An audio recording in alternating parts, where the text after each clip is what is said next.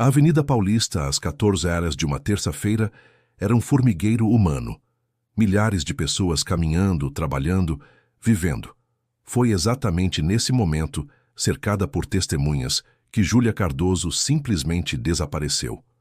O investigador Daniel Rocha, da Polícia Civil, chegou à cena 2 horas depois. O local estava marcado com fita de isolamento, um trecho de calçada em frente ao MASP, um dos pontos mais movimentados da cidade. Me explica de novo, Daniel disse para a testemunha principal, um vendedor de cachorro-quente chamado Roberto. Devagar. Ela estava ali. Roberto apontou para um ponto específico na calçada. Parada, olhando o celular. Vestido azul, bolsa marrom. Eu lembro porque ela comprou um cachorro-quente 5 minutos antes. E então? Então, ela simplesmente sumiu. Roberto parecia frustrado consigo mesmo. Eu sei como soa. Mas eu piscoei, virei para atender outro cliente, e quando olhei de novo, menos de 10 segundos, ela não estava mais lá. Pessoas não evaporam, Sr. Roberto.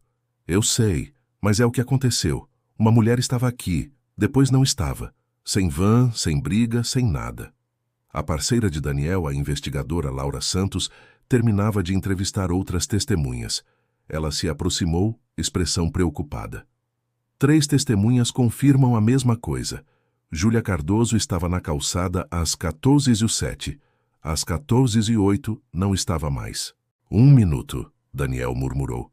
Em 1 minuto, em plena Paulista lotada, alguém sequestra uma mulher sem ninguém ver nada? Aparentemente, Laura mostrou seu tablet. Mas fica pior. As câmeras de segurança do MASP estavam em manutenção naquele exato momento. As da prefeitura na esquina também. 5 câmeras que deveriam cobrir esta área, todas offline simultaneamente. Isso não é coincidência. Definitivamente não é. Daniel observou a calçada, tentando reconstruir. Júlia trabalhava onde? Escritório de advocacia a 3 quarteirões daqui. Saiu para almoço às 13h30. Ligou para uma amiga às 13h55 dizendo que estava voltando. A ligação foi a última atividade no celular dela. Família? Marido e uma filha de 6 anos. Já falei com ele. Está desesperado. Laura baixou a voz. Daniel, tem algo que você precisa saber. Júlia Cardoso é a 4ª pessoa a desaparecer em circunstâncias similares nos últimos 2 meses. Daniel virou bruscamente. O quê? Não conectamos antes porque foram em locais diferentes da cidade. Mas o padrão é idêntico. Plena luz do dia, área movimentada, câmeras misteriosamente offline. Nenhuma testemunha útil. Quem são os outros 3? Laura puxou arquivos. Marcos Teixeira, 45 anos, empresário. Desapareceu na Faria Lima há 7 semanas. Ana Paula Rodrigues, 32 anos, professora. Sumiu no Parque Ibirapuera há 5 semanas. E Roberto Lima, 28 anos, estudante de medicina. Desapareceu na Estação da Luz há 3 semanas. Todos em São Paulo? Todos. E todos com o mesmo modus operandi. Desaparecimento impossível, sem vestígios, câmeras sabotadas. Daniel sentiu aquela sensação familiar no estômago. Quando coincidências demais se alinhavam, não eram mais coincidências. Isso é operação organizada. Alguém com recursos, tecnologia e planejamento. Pensei o mesmo. Então cavei mais fundo. Laura hesitou. Nos últimos 6 meses, há 11 casos de desaparecimento com características similares. Não apenas em São Paulo. Rio, Belo Horizonte, Curitiba. Sempre pessoas saudáveis. Sempre em pleno dia, sempre sem vestígios. 11 pessoas desaparecem sem deixar rastro e ninguém conectou os casos? Diferentes cidades, diferentes jurisdições, cada um investigado localmente.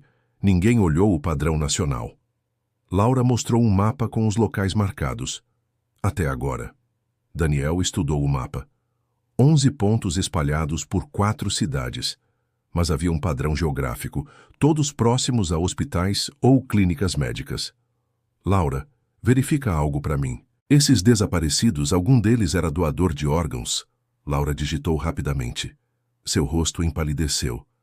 Todos os 11 tinham cartão de doador. Filho da puta! Daniel sentiu raiva fria. Tráfico de órgãos.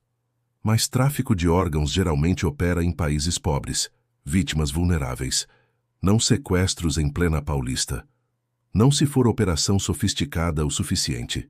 Daniel já estava ligando para seu superior. Precisamos de força-tarefa. Agora.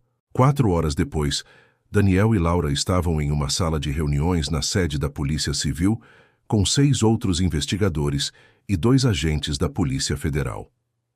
11 desaparecimentos, o delegado-chefe Augusto Costa resumia, todos com perfil similar.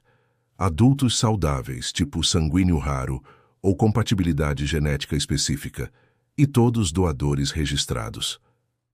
Como os sequestradores sabem quem tem tipo sanguíneo raro? Um investigador perguntou. Boa pergunta. Laura projetou dados na tela. O Sistema Nacional de Doadores é supostamente seguro, mas há 3 meses houve uma tentativa de invasão hacker. Não foi reportada publicamente, mas registros internos mostram que alguém acessou o banco de dados por 47 minutos antes de serem detectados.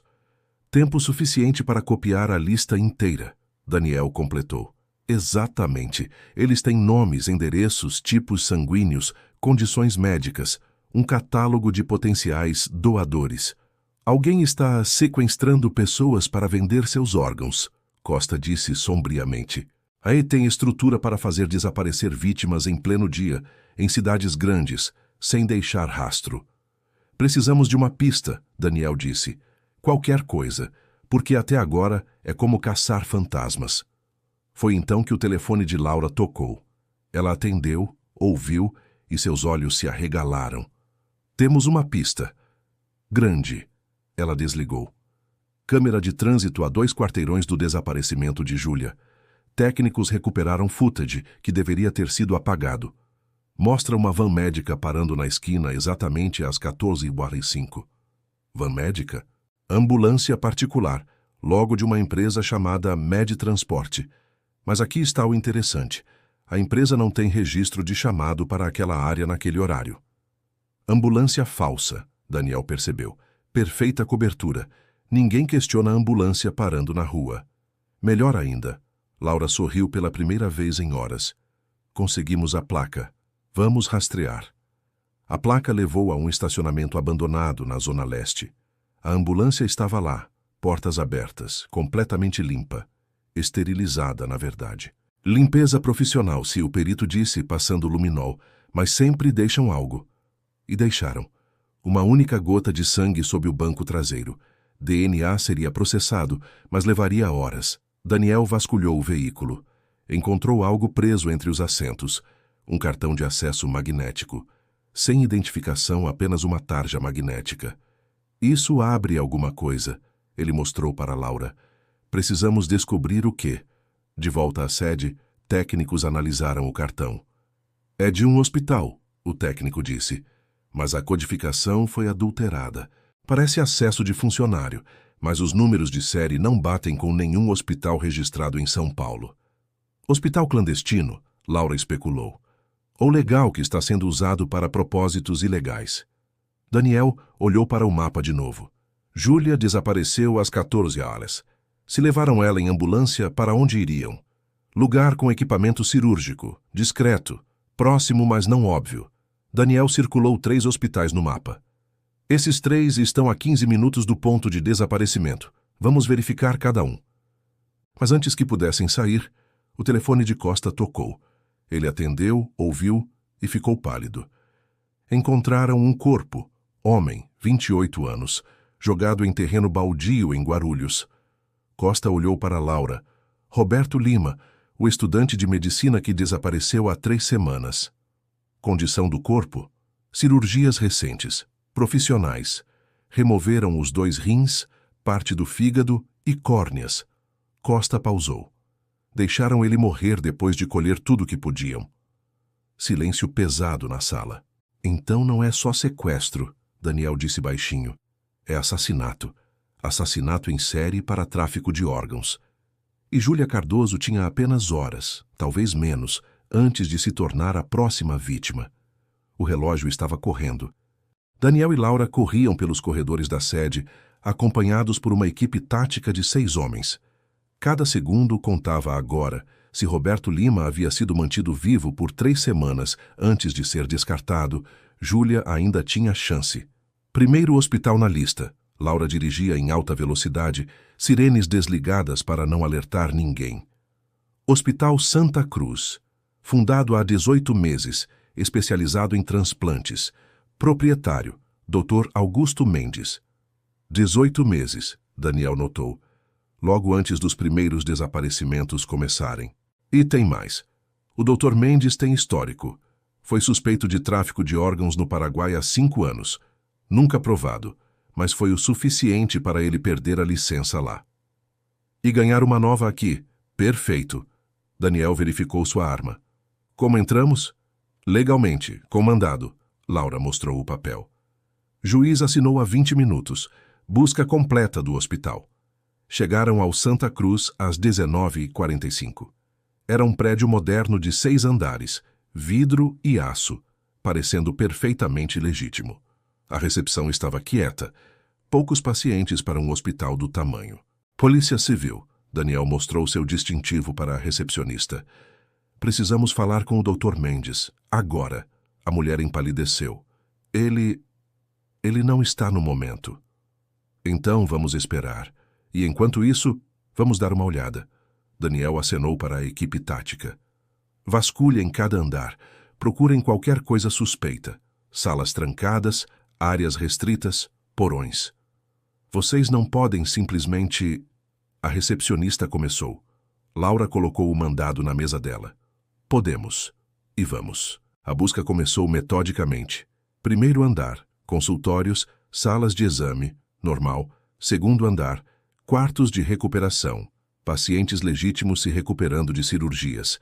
Terceiro andar, centro cirúrgico, equipamento de ponta, tudo parecendo por livro. Muito limpo, Daniel murmurou para Laura. Limpo demais. Concordo. Onde estão os pacientes? Hospital desse tamanho deveria ter pelo menos 50. Contei talvez 15. Quarto e quinto andares também vazios demais. Mas foi no subsolo que encontraram algo. Capitão!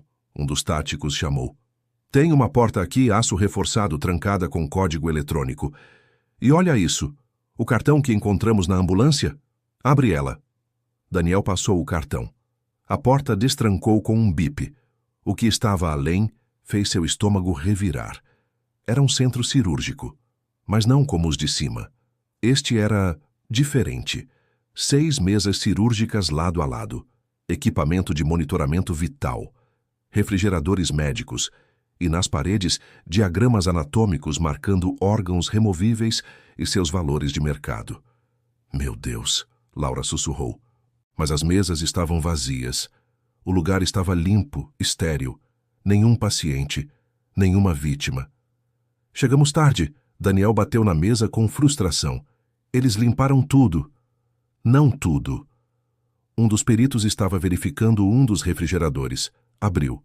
Dentro, cuidadosamente armazenados em soluções preservativas, havia órgãos. Muitos órgãos. Precisamos de equipe forense aqui. Laura já estava ligando. E mandados de prisão, para o Dr. Mendes e qualquer um associado com este hospital. Daniel vasculhava gavetas procurando algo, qualquer coisa, que indicasse onde Júlia poderia estar. E então encontrou um computador escondido dentro de um armário trancado. Laura, computador aqui. Preciso do técnico. O especialista em tecnologia da equipe, um jovem investigador chamado Pedro, se aproximou. Levou 10 minutos para bypass a segurança.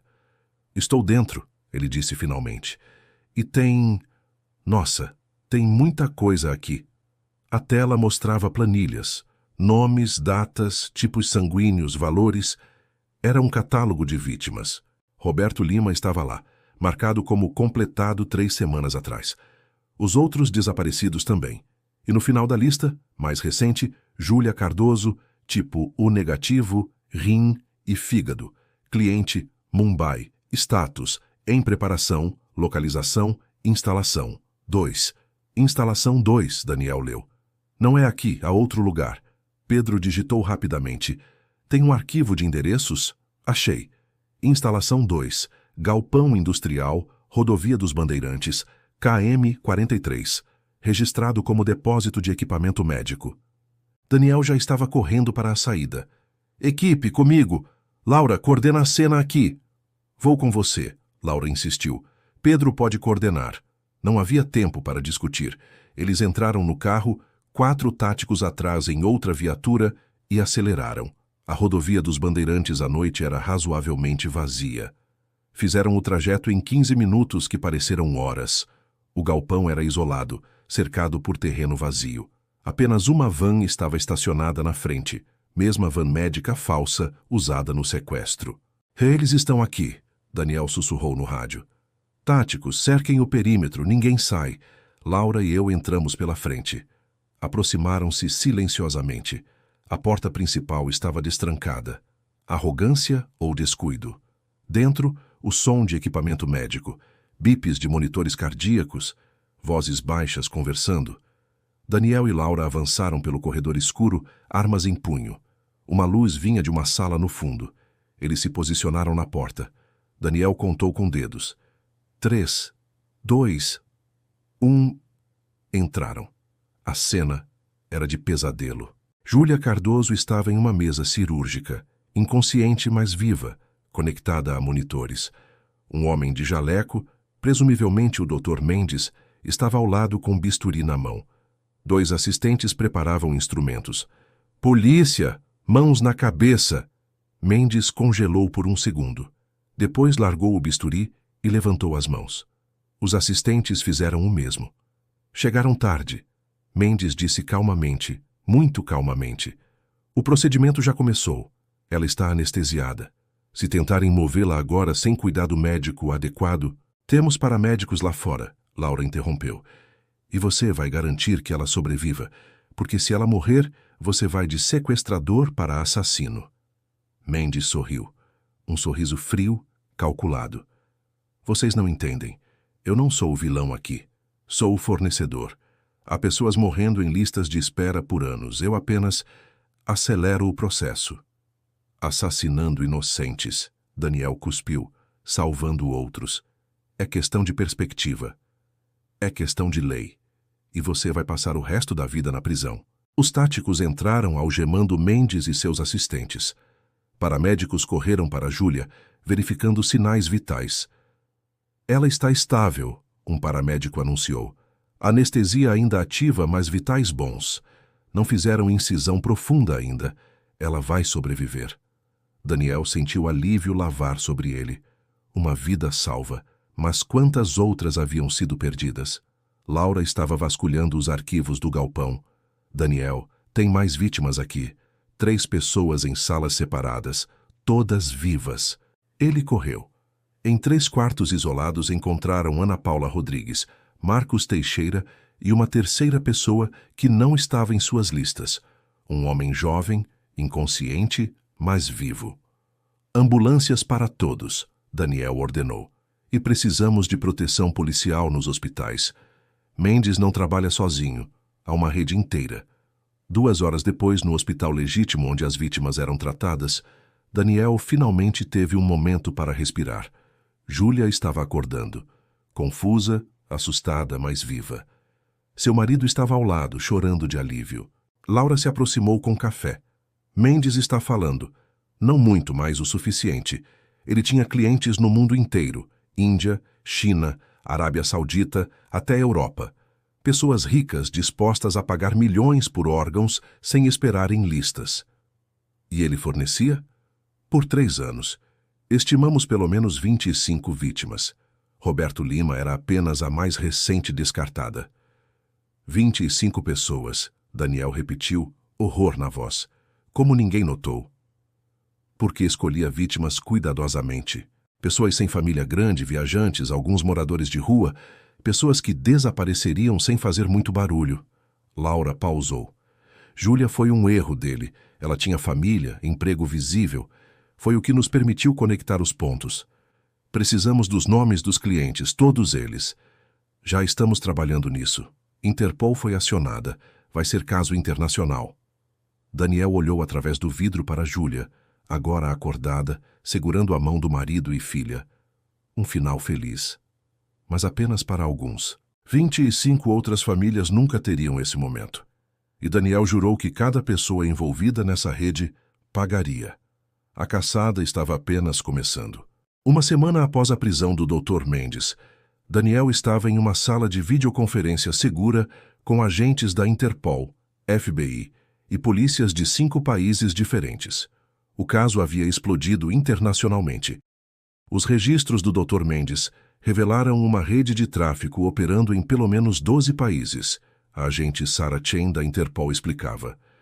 Não é apenas órgãos, é pessoas. Um mercado humano completo. Na tela, fotos de vítimas apareciam. Rostos de homens, mulheres, até adolescentes. Todos desaparecidos. Todos presumivelmente mortos para seus órgãos serem vendidos. Quantas vítimas estamos falando? Laura perguntou ao lado de Daniel. Conservadoramente, mais de 300 nos últimos 5 anos, Chen respondeu. Mas acreditamos que o número real seja muito maior. Mendes era apenas um nó dessa rede. Há pelo menos outros 6 médicos operando da mesma forma. 6, Daniel repetiu. Meu Deus! E tem pior. Chen projetou um organograma complexo. A operação tem 3 camadas. Primeira, recrutadores que identificam vítimas potenciais através de bancos de dados hackeados. Segunda, equipes de sequestro, profissionais que fazem as pessoas desaparecerem sem rastro. Terceira, médicos como Mendes que fazem as extrações. E no topo? Daniel perguntou.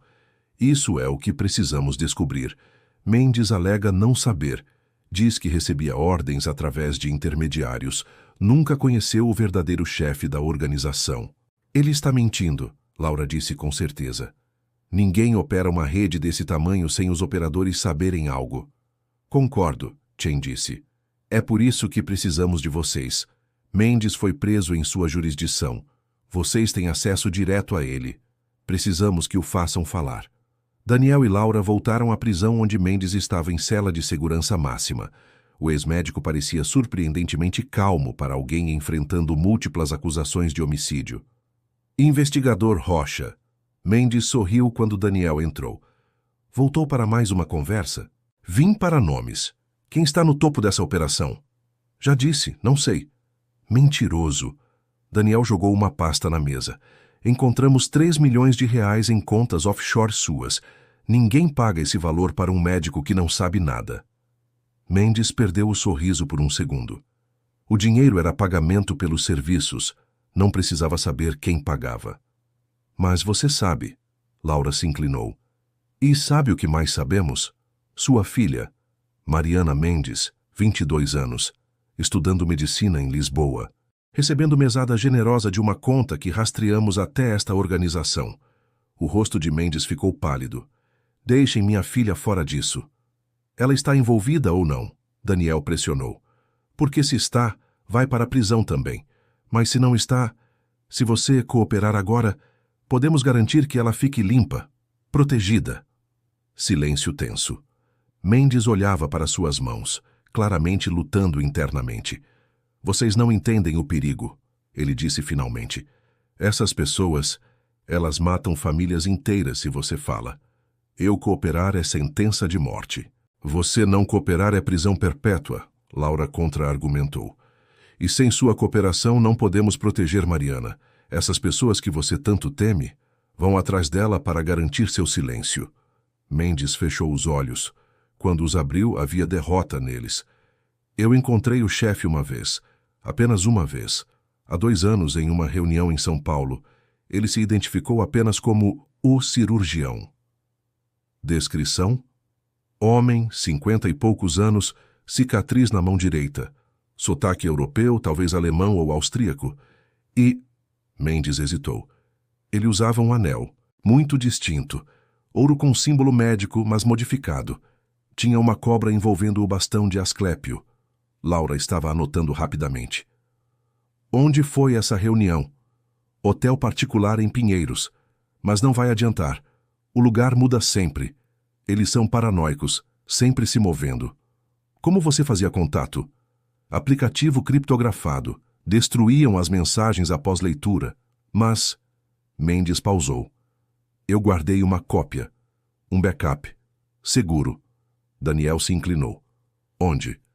Se eu contar, você garante imunidade para minha filha. Documentado? Garanto. Ela não sabia de nada, não vai ser acusada. Mendes respirou fundo. Cofre em banco. Agência Itaú da Augusta, número 46782. Senha é data de nascimento da Mariana, 15/08/2002. 4 horas depois, com mandado judicial, Daniel abriu o cofre. Dentro havia um pendrive e uma carta manuscrita. A carta era de Mendes para sua filha, explicando que se ela estava lendo aquilo, ele estava morto ou preso, e que tudo o que fez foi por ela. Culpa e justificativa misturadas. Mas o pendrive era ouro puro, mensagens, centenas delas, coordenadas de operações, nomes de vítimas, valores pagos e fotos, incluindo uma do tal cirurgião. Laura ampliou a imagem. Homem de aproximadamente 55 anos, cabelos grisalhos, expressão fria. E sim, um anel distinto na mão direita. Pedro, Daniel chamou o técnico, roda reconhecimento facial nisso. Pedro trabalhou rapidamente. Processando. Temos correspondência. Nome: Dr. Klaus Zimmermann. Nacionalidade: austríaca. E olha só, ele tem histórico. Foi investigado pela Interpol há 10 anos por tráfico de órgãos na Europa Oriental. Caso foi arquivado por falta de evidências. Onde ele está agora? Última localização conhecida: São Paulo. Entrou no país há 3 meses com visto de negócios. Endereço? Registrado em hotel de luxo em Moema, mas duvido que ainda esteja lá. Daniel já estava ligando para Chen. Temos identidade do chefe, Klaus Zimmermann, austríaco, 55 anos. Estamos enviando foto e dados agora. Zimmermann, Chen repetiu. Conheço esse nome. Ele é lenda no submundo médico. Dizem que pode fazer qualquer cirurgia, em qualquer condição, e não tem absolutamente nenhum escrúpulo. Precisamos de equipe para prendê-lo. Agora. Já estou coordenando com Polícia Federal Brasileira. Vocês têm endereço? Estamos trabalhando nisso. A pista veio de fonte inesperada. Um dos assistentes de Mendes, tentando negociar redução de pena, revelou que Zimmermann estava planejando deixar o país. Ele tem voo particular marcado, o assistente disse. Aeroporto de Guarulhos, hangar privado. Amanhã, 23 horas. Como você sabe disso? Porque Zimmermann estava procurando mercadoria de última hora. Uma última vítima antes de sair. Tipo sanguíneo AB negativo, age entre 18 e 30, para um cliente rico em Dubai. Daniel sentiu frio na espinha. Ele já tem a vítima?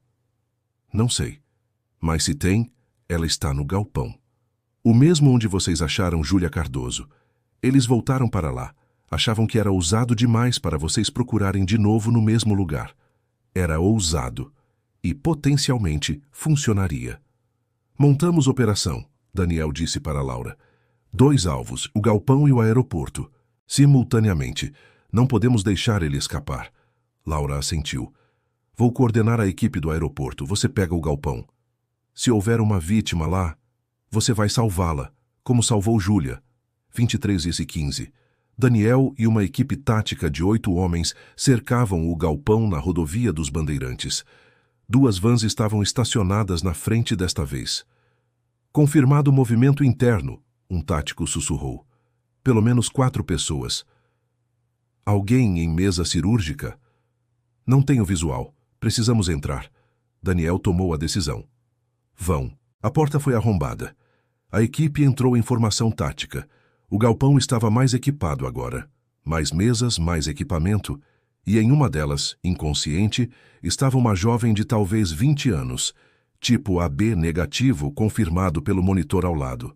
3 homens em jalecos tentaram fugir. Foram derrubados e algemados rapidamente. Mas Zimmermann não estava lá. Merda, Daniel murmurou. Laura, status no aeroporto? A voz dela veio pelo rádio. Cercamos o hangar. Jato particular pronto para decolar e, confirmado, Zimmermann está aqui, tentando embarcar agora. Prendam ele! Estamos nos aproximando. Ele está correndo de volta para o carro. Equipe bloqueando. Ele está... Temos ele! Zimmermann está sob custódia. Daniel fechou os olhos em alívio. A vítima aqui está viva? O paramédico checava a jovem. Anestesiada, mas estável. Vitais bons. Não fizeram nenhum procedimento ainda. Ela vai ficar bem. Mais uma vida salva. E desta vez, pegaram o chefe. Mas Daniel sabia que não acabava aqui. Organizações como essa sempre tinham mais cabeças. A luta continuaria. Klaus Zimmermann estava sentado na sala de interrogatório, algemado à mesa, expressão arrogante e intacta apesar da prisão. Daniel e Laura entraram, acompanhados pela agente Chen da Interpol via videoconferência em um tablet. Dr. Zimmermann, Daniel começou, foram encontradas evidências ligando você a pelo menos 300 mortes. Tráfico humano, homicídio, organização criminosa. Quer começar a falar ou prefere esperar a sentença de prisão perpétua? Zimmermann sorriu. Investigador, você realmente acha que isso me assusta? Tenho advogados em 5 países, conexões políticas que você nem imagina. Estarei livre em 6 meses. Confiante, Laura observou, para alguém que acabamos de pegar em flagrante tentando fugir do país. Tentando? Eu estava simplesmente viajando a negócios? Com passaporte falso? Chen interrompeu da tela. E 3 milhões de euros em diamantes não rastreáveis na bagagem? Zimmermann perdeu um pouco da arrogância. Vamos facilitar para você. Daniel abriu uma pasta. Temos mensagens suas ordenando sequestros. Temos registros financeiros de pagamentos. Temos testemunhas. E temos, ele colocou uma foto na mesa. Isto. A foto mostrava Zimmermann em uma reunião com um grupo de homens em trajes formais. Claramente um encontro de negócios de alto nível. Reconhece essas pessoas? Daniel perguntou. Zimmermann olhou rapidamente e desviou os olhos, mas não rápido o suficiente. Porque nós reconhecemos, Laura continuou. Este aqui é Mikhail Petrov, oligarca russo conhecido por investir em mercados negros. Este é Abdul Rahman, empresário saudita com múltiplas acusações de tráfico humano. E este? Ela apontou para um homem no centro. Este você conhece bem, não? Zimmermann ficou em silêncio. Dr. Fernando Lacerda, Chen disse da tela. Cirurgião brasileiro, altamente respeitado. Opera em 3 dos maiores hospitais privados de São Paulo. Membro do Conselho de Ética Médica. E, Daniel adicionou, de acordo com as mensagens que encontramos, seu parceiro nesta operação há 5 anos. A bomba foi solta. Zimmermann tentou manter compostura, mas seus olhos traíram surpresa. Não sabiam que tínhamos isso, não é? Laura sorriu. As mensagens no pendrive de Mendes incluíam comunicações entre você e Lacerda, planejamento de operações, divisão de lucros, tudo documentado. Zimmermann respirou fundo. Quero um advogado. Claro, mas enquanto isso, Daniel se levantou. Vamos ter uma conversa com o Dr. Lacerda. Ver o que ele tem a dizer. O Dr. Fernando Lacerda foi preso em seu consultório de luxo nos Jardins. Ele não resistiu, mas exigiu advogado imediatamente. Isso é absurdo, Lacerda disse quando Daniel o confrontou. Sou cirurgião respeitado há 30 anos. Salvei milhares de vidas. E tirou centenas, Daniel replicou. Temos mensagens, suas mensagens, coordenando com Zimmermann. Mensagens falsificadas.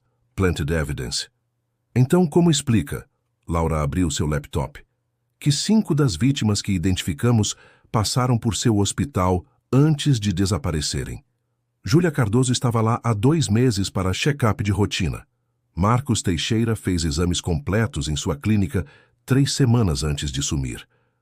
Lacerda empalideceu levemente. Coincidência. Sou um dos cirurgiões mais procurados da cidade. E usava esse acesso para identificar vítimas, Daniel disse. Você via os exames, sabia exatamente quem tinha órgãos saudáveis, tipos sanguíneos raros. Passava essa informação para Zimmermann. Ele coordenava os sequestros. Isso é especulação. É fato.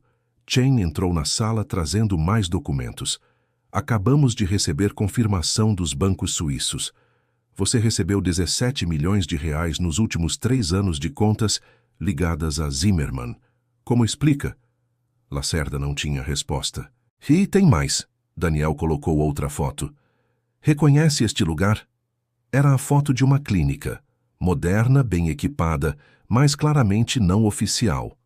É uma clínica particular que você possui através de empresa de fachada, registrada como centro de reabilitação. Mas, na verdade, Laura mostrou plantas do prédio, tem 3 salas cirúrgicas completas. Para que precisa de clínica secreta se já trabalha em hospitais legítimos? Pacientes que preferem privacidade, Lacerda tentou. Ou pacientes que não podem ir a hospitais normais, Daniel disse, como compradores de órgãos ilegais. Você não só fornecia as vítimas, fazia os transplantes nos clientes também. Silêncio pesado na sala. Lacerda finalmente falou, voz diferente, mais fria, calculista. Vocês não entendem a realidade. Há listas de espera com anos, pessoas morrendo porque não conseguem órgãos a tempo. Eu oferecia soluções. Assassinando inocentes, Laura cuspiu. Salvando aqueles que podiam pagar. É assim que o mundo funciona. Sempre foi. Não mais, Daniel disse. Você está acabado. Zimmermann está acabado. A rede inteira está desmoronando. Rede? Lacerda riu amargamente. Vocês acham que pegar mim e Zimmermann acaba com isso? Somos apenas 2 pessoas. Há dúzias de outros.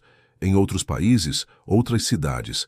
O mercado sempre existirá enquanto houver demanda. Então vamos pegar todos, Chen disse simplesmente. Um de cada vez. E você vai nos ajudar com isso. Por que eu ajudaria? Por quê? Daniel se inclinou. Zimmermann já está negociando, dando nomes, localizações. E adivinha de quem ele está falando? De você, colocando toda a culpa em você, dizendo que era apenas o intermediário e você era o verdadeiro chefe. Era mentira, mas Lacerda não sabia disso. Ele não faria isso. Já fez, então você tem escolha. Coopera conosco, dá informações completas e talvez consiga a redução de pena. Ou fica calado, leva a culpa sozinho e passa o resto da vida na prisão. Lacerda olhou para suas mãos, mãos de cirurgião, que salvaram vidas e tiraram vidas. Eu quero imunidade. Não vai ter, Daniel disse, mas 20 anos em vez de prisão perpétua. Isso posso negociar. Lacerda pensou por longo momento. Finalmente assentiu. Está bem, vou falar. Mas vocês não vão gostar do que vão ouvir. Nas próximas 6 horas, Lacerda revelou tudo. Nomes de compradores em 15 países, localizações de clínicas clandestinas, métodos de recrutamento de vítimas, uma teia global de horror. Mas há algo mais, Lacerda disse quando já passava das 3 da manhã. Algo que nem Zimmermann sabe, a outro nível acima de nós. O quê? Laura perguntou exausta, mas atenta. Investidores, pessoas riquíssimas que financiam operações como a nossa. Eles nunca se envolvem diretamente. Apenas investem dinheiro e recebem retorno, como qualquer negócio. Nomes, Daniel exigiu. Só conheço um. E apenas porque o encontrei uma vez por acidente. Lacerda pausou. Senador Eduardo Brito. O choque na sala foi palpável. Eduardo Brito era um dos políticos mais poderosos do Brasil. 3 mandatos como senador, presidente de 2 comissões importantes e com aspirações presidenciais. Você está me dizendo, Chen disse lentamente, que um senador da República está financiando o tráfico de órgãos? Não apenas financiando, lucrando, milhões. Lacerda puxou algo da memória. Há 2 anos fui fazer um transplante para um cliente árabe muito rico. Na clínica secreta que vocês descobriram. Quando cheguei, Brito estava saindo de uma reunião nos escritórios administrativos do prédio. Ele não me viu, mas eu o reconheci. Depois investiguei discretamente. O prédio inteiro, propriedade de empresa offshore controlada por ele. Precisamos de mais do que testemunho, Daniel disse. Precisamos de provas. Tem provas. Nos computadores da clínica, registros financeiros. Zimmermann era meticuloso em documentar tudo, provavelmente para ter seguro caso precisasse. Às 6 da manhã, com o novo mandado, uma equipe invadiu a clínica secreta de Lacerda. Nos computadores, encontraram exatamente o que ele prometeu. Transferências de uma empresa fantasma nas Ilhas Cayman para as contas de operação e rastros levando de volta para Eduardo Brito. Temos o suficiente, Chen disse, revisando os documentos. Não apenas para prender Brito, mas para rastrear toda a rede de investidores. Isso vai explodir internacionalmente. Quando prendemos o senador? Laura perguntou. Ainda não, Daniel disse pensativamente. Ele tem poder, conexões. Se formos muito cedo, pode alertar outros investidores. Eles vão destruir evidências, fugir. Então o que fazemos? Esperamos. Construímos caso sólido. Coordenamos com todas as autoridades internacionais. E quando formos, Daniel fechou o punho. Pegamos todos de uma vez. Isso vai levar tempo, Chen avisou. Tempo que finalmente temos. Zimmermann e Lacerda estão presos. A operação deles está desmontada. As vítimas estão seguras. E as que já morreram? Laura perguntou baixinho. Daniel olhou pela janela vendo o sol nascer sobre São Paulo. Uma cidade que escondia tanto horror sob sua beleza. Vamos dar a elas justiça. Cada uma. É o mínimo que podemos fazer. A operação estava longe de terminar, mas a maré havia virado, e os monstros estavam finalmente sendo arrastados para a luz. 3 meses depois, a sala do tribunal estava repleta de jornalistas, famílias de vítimas e curiosos. O julgamento do senador Eduardo Brito era o evento mais acompanhado do ano. Um político poderoso acusado de financiar uma rede internacional de tráfico de órgãos. Daniel estava sentado na segunda fileira, uniforme impecável, observando. Laura ao seu lado. Atrás deles, Júlia Cardoso com seu marido e filha, todos querendo ver justiça sendo feita. O júri chegou a um veredito, a juíza anunciou. O silêncio foi absoluto. No caso do Estado versus Eduardo Brito, nas acusações de participação em organização criminosa, tráfico de pessoas, lavagem de dinheiro e associação para homicídio, o júri decide. Culpado em todas as acusações. Explosão de reações. Choros de alívio das famílias. Flashes de câmeras. Brito, antes tão arrogante, desabou em sua cadeira.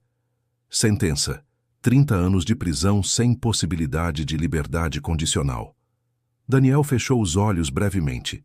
Justiça. Finalmente. Mas havia sido um caminho longo e difícil para chegar ali. Flashback. 2 meses antes. A operação para prender Brito tinha sido coordenada com precisão cirúrgica. Daniel, Laura, Chen e uma força-tarefa internacional trabalharam semanas construindo caso irrefutável. Não podemos dar a ele nenhuma brecha, Chen havia dito. Homens como Brito têm exércitos de advogados. Um erro processual e ele escapa. Então foram metódicos. Cada transação bancária rastreada e verificada 3 vezes. Cada testemunha entrevistada extensivamente.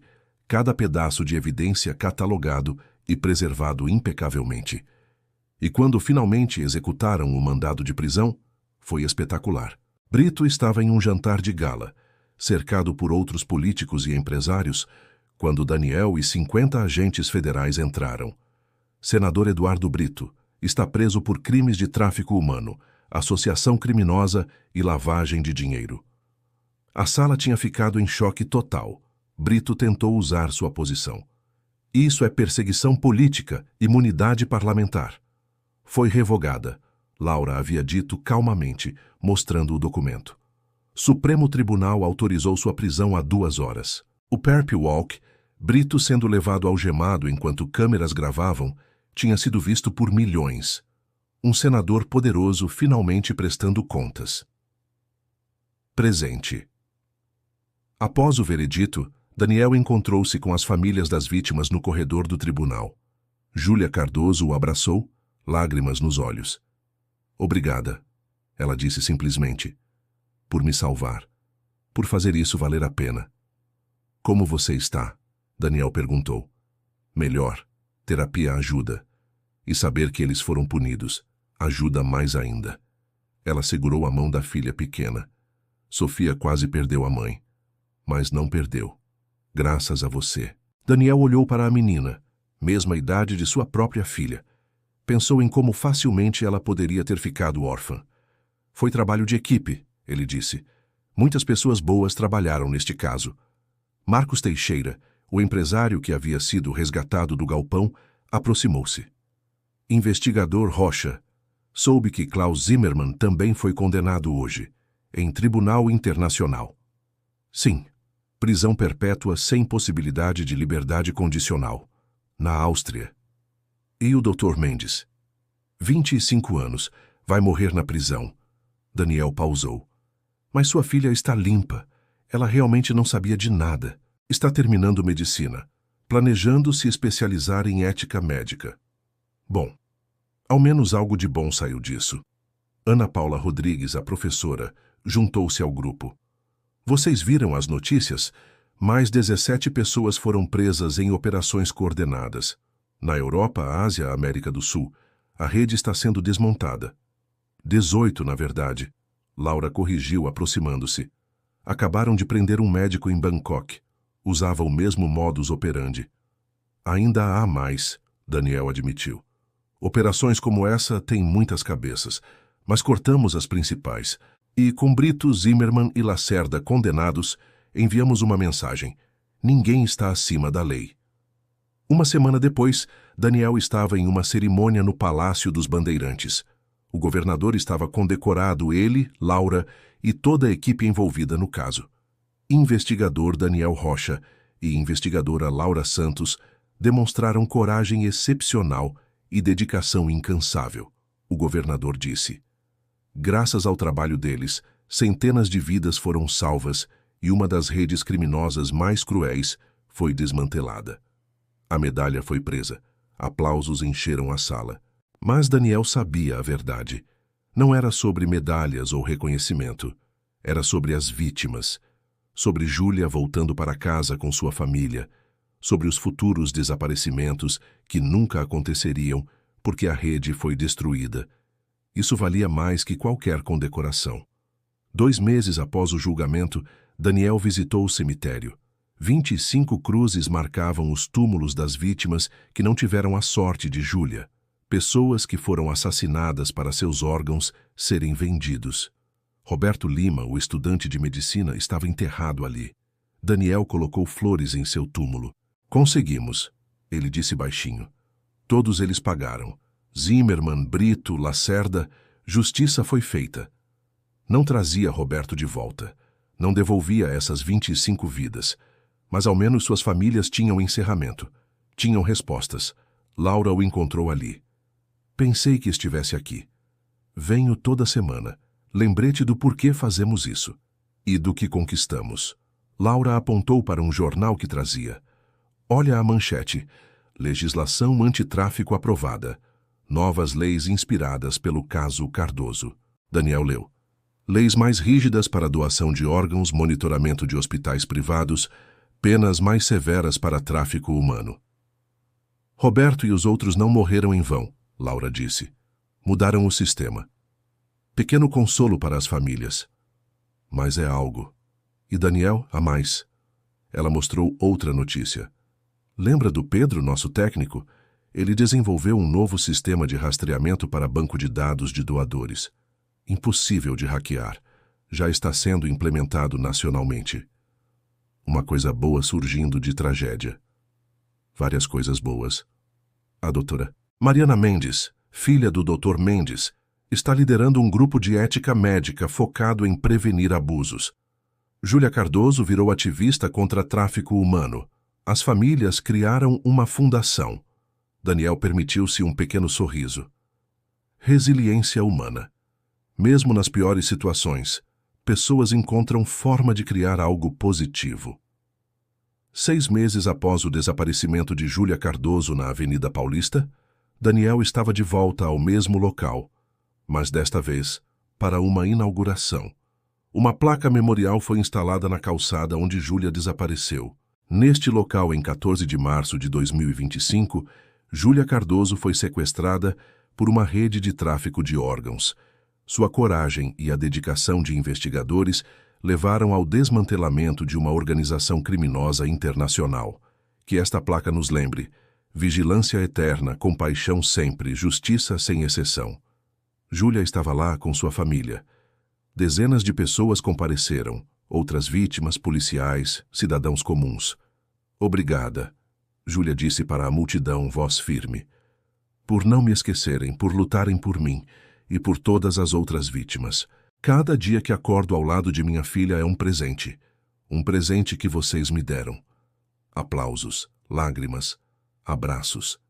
Daniel observava, sentindo o peso que carregava por meses finalmente começar a aliviar. Bom trabalho, uma voz disse ao seu lado. Era Chen, que havia voado do exterior especialmente para a cerimônia.